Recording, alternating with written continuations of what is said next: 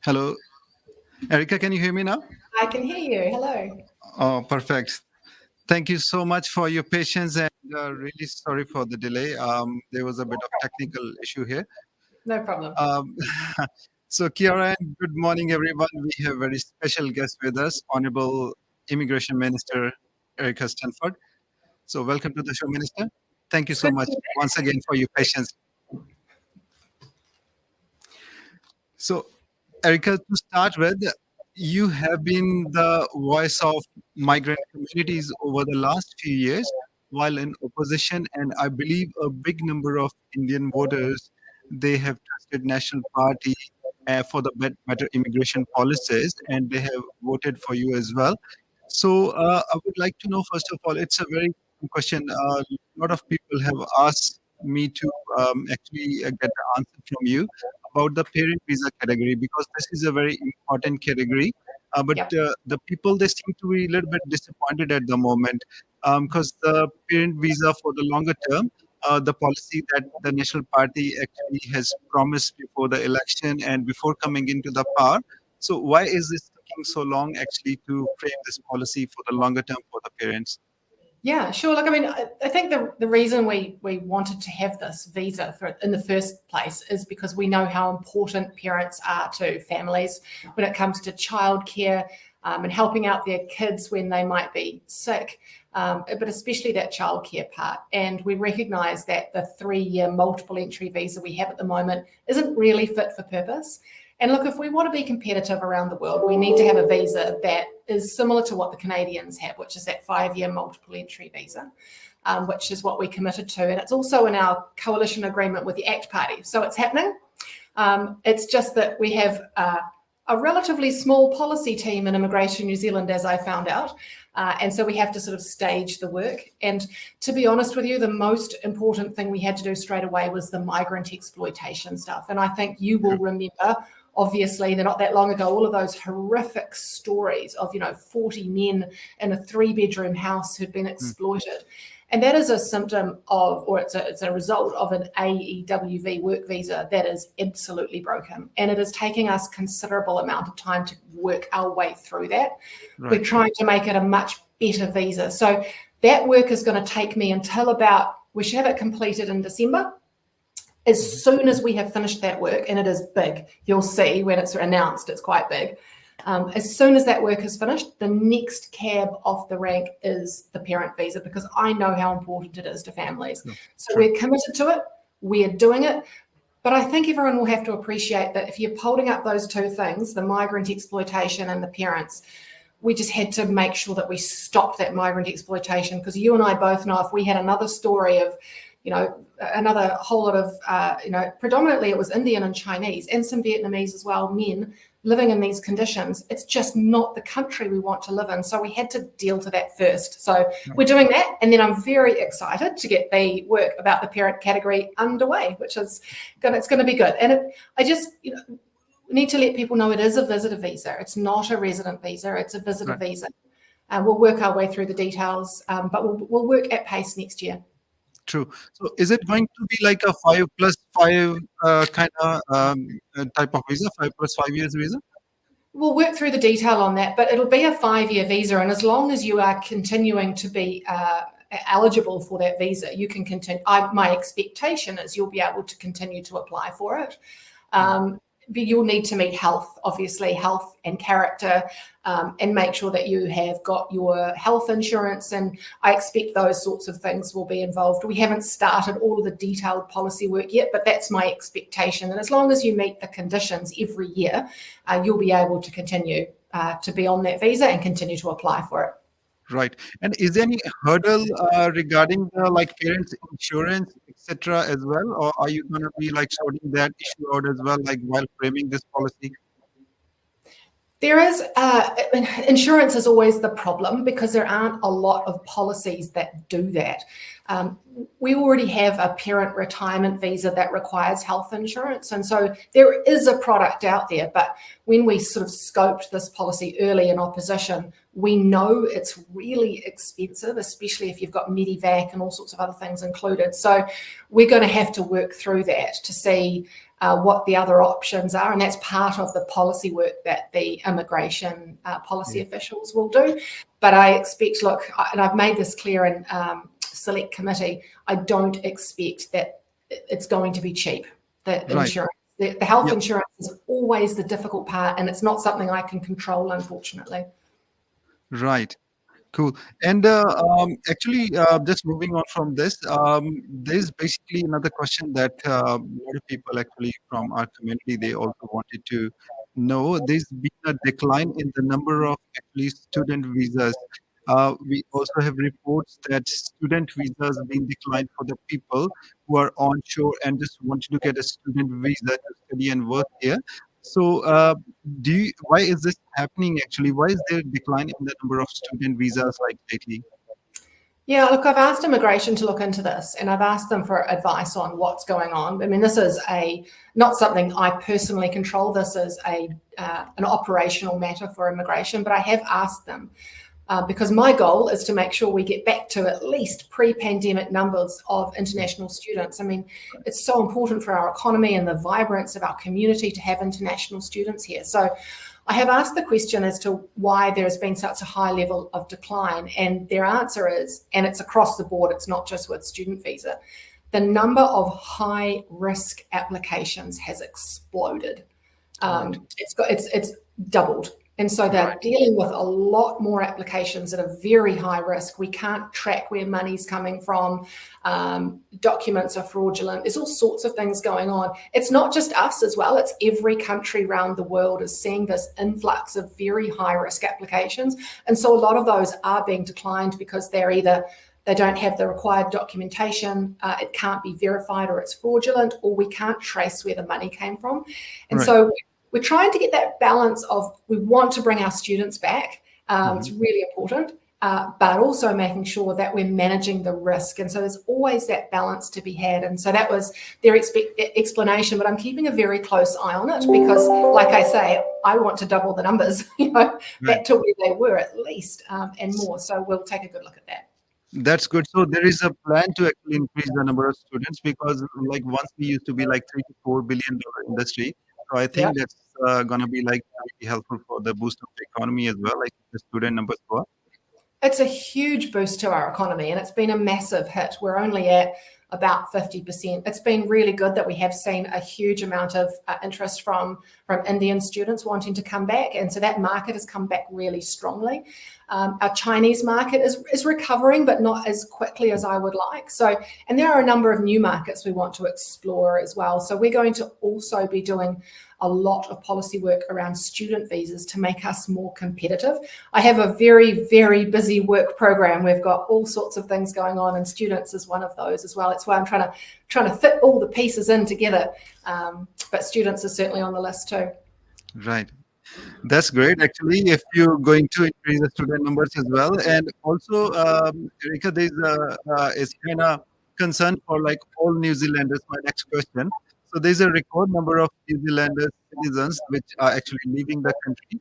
And the Stats New Zealand, they have revealed the net migration loss of 52,000 citizens, which is made of like 25,000 arrivals approximately and 78,200 departures, which means for every arrival of one New Zealand citizen, we have actually lost 3. So how alarmed are you with these numbers?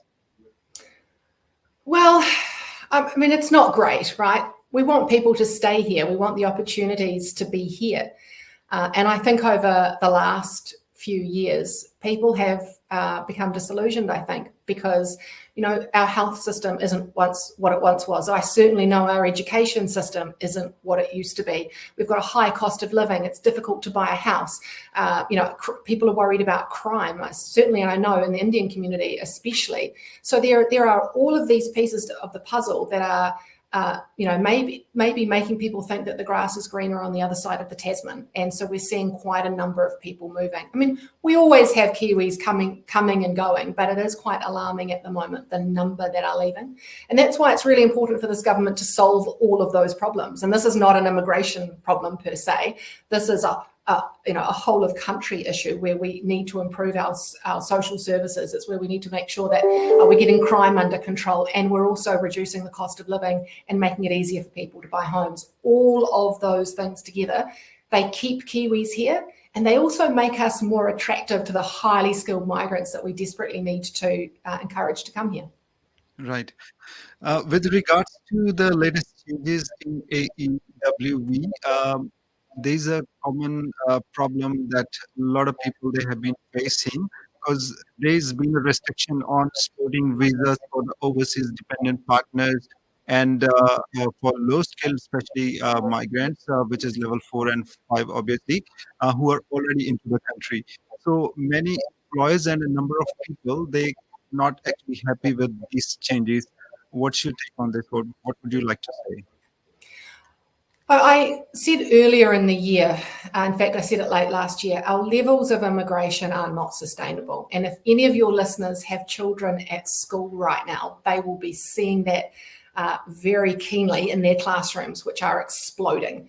As a Minister of Immigration, I see it every day, especially schools in South Auckland who are seeing, arrivals of children every week that they're not expecting, and they don't have the classrooms for, they don't have the teachers for, they don't have the resources for, we don't have the teacher aides and the learning support for, and it's just become a massive problem. School infrastructure is creaking.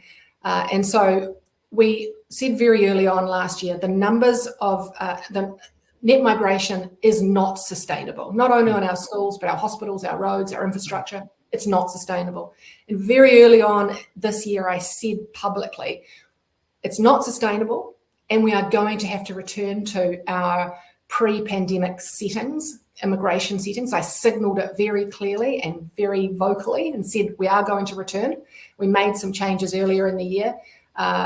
And I also made it very clear that we just can't have the same number of children and families arriving. And I also said we have to switch the balance. We have had an explosion of lower skilled migrants and a hugely reduced number of higher skilled. It's completely flipped from 2017 when we last left office. And if we want a highly productive economy, we have to go back to that balance. So I signalled it very clearly early in the year, we will be returning to pre-pandemic settings, and that those settings that we've returned to are almost identical, apart from the English language test, almost identical to pre-pandemic, which was level 4 and 5 workers were never able to sponsor their families to come to New Zealand. It's only been changed recently during the pandemic. So I signalled it, we have done it, and it is to ease pressure on those schools, on our hospitals. So for all of those listeners here who are, trying to get in to see their GP and can't, or are seeing, these crowded classrooms in their schools, we had to do this to get a handle on the numbers, because we just can't continue with the numbers of people that were flooding in with our infrastructure the way it is. We have to get a better balance. Right. My next question is also related to the recent changes in AEWV. Number of employees actually being affected as a result of this as well. So under the recent policy, they have told us that it's taking them like good 6 to 7 months to be able to hire an overseas employee. That takes 21 days for the advertisement, approximately 3 months to get the token, and about 2 to 3 months for the processing. Whereas if like one of the staff, they have to leave the job, so that's like a 1 month notice. So there's a gap of like 5 to 6 months, which is kind of actually, it's very, it's not good for them. So which is actually making some of them to even consider like shutting their business as well. So especially like the businesses in South Island, they actually quite affecting because of this as well. So this is a concern as well, which I wanted to ask from you. So is there something which you can do about it, or like is there any like policy review which you can actually make about it as well? Couple of things I'd like to say there. I mean, firstly, this is the gift that Labor left us, which I'm trying to tidy up. The AEWV visa is an absolute nightmare, if I'm honest with you.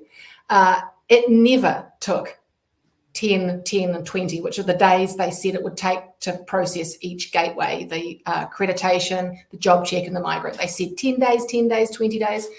The only way they were ever able to do that was by basically ignoring all of the rules and not reading any of the material and approving everything without properly checking. And that's why we got the level of migrant exploitation, because we weren't checking documentation to do things at speed. We've had a report now. The State Services Commissioner has provided a report which basically said to Immigration New Zealand that that was not the right thing to do for obvious reasons. And so we've had to go back to properly checking documentation, properly assessing risk, properly processing visas like you would expect us to do. The problem is those 3 gateways take a long time to do each one of those things. And so it was never the case that it was ever going to be a quick process. So now, as I said to you earlier, the work that I'm doing is to try and better assess risk. So how do we say to companies who are really good employers, who do all the right things, who we've never had a problem with, to say to them, actually, we don't need to spend so much time looking at you because you're wonderful and we trust you. And who are the businesses that we do need to spend a bit more time on, making sure that we are checking all their documentation, because they're likely to be the ones maybe who, your exploiters, or who don't pay wages properly, or perhaps aren't, don't have enough cash flow to employ a migrant. Right. So that's the kind of work we're doing at the moment. But I also would say that this is a really great time to hire a Kiwi. We have this thing in New Zealand right at the moment where we've got, an extra sort of 50,000 people on the job seeker benefit. And it's really important for them and their children to make sure that they are working, that they are in work for their families. And so, that's why one of the changes we made was you really do need to check with Work and Income New Zealand to make sure there isn't a Kiwi who can do the work, because these people, they're our neighbours, they're our kids, they're our community, they're our people, and we need to make sure that we're giving them the opportunity first before we look overseas. Cool. Thank you for that. And you recently made the announcement about migrant school leavers that they could get a work permit too. Could you please throw a little more light on this, or just give us a little more details about this? Something I've been wanting to do for a really long time. When I was in opposition, I always remember the story of this young South African girl called Mani. She was on the news, and I remember her crying and talking about the fact that she could only be on a visitor visa once she finished school, because she was awaiting her residence application. And at the moment, residence applications are taking about 7 months because we don't have that many of them. But I know in the future, when we start to get more and more through the 2-year green list, the times will get longer. And it's just not fair that young people have to sit at home doing nothing, wasting their lives, when they could be gaining experience and skills and feeling good and confident about themselves. So we've basically made a change that says, look, if you want to work and you finished high school and you're waiting a residence application with your family, you can work and you will still be considered a dependent. I really did want to allow them to work full time, but that was going to take a whole brand new visa and legislative change, which would have taken probably the best part of a year, which meant that I wouldn't be able to do the migrant parent visa. So we had to make a few concessions and sort of said, like, as an interim step, we can allow them to work 20 hours a week during term time and 40 hours a week during the summer holidays. We could do that really quickly. So at least they can start to work. And then when I've got a bit more policy time, once we've finished the parent visa, which I'm very excited about, then we can start looking at perhaps making that full time as well. So I was really pleased to be able to do that. Right. Thank you so much, Erica, for your time. And I would also like to thank you for just opening new schools, which the announcement you made, one for Flatbush and Christchurch, Rolleston as well. So being an education minister and immigration minister, I know it's quite hard to handle like both portfolios, because there's a lot more expectations from you, a lot of expectations from you. So, but thank you so much for your time today for Radio Spice, and we hope to interview you in the coming few months maybe, and wish you all the best for the policies, and we hope that you make the parent visa policy as soon as possible. So thank you so much for your time once again. You're very welcome. And as soon as I have a date that parent visa will be available, I will let you know. Cool. Thank you, Minister. Have a great day. Thank you. Thank you.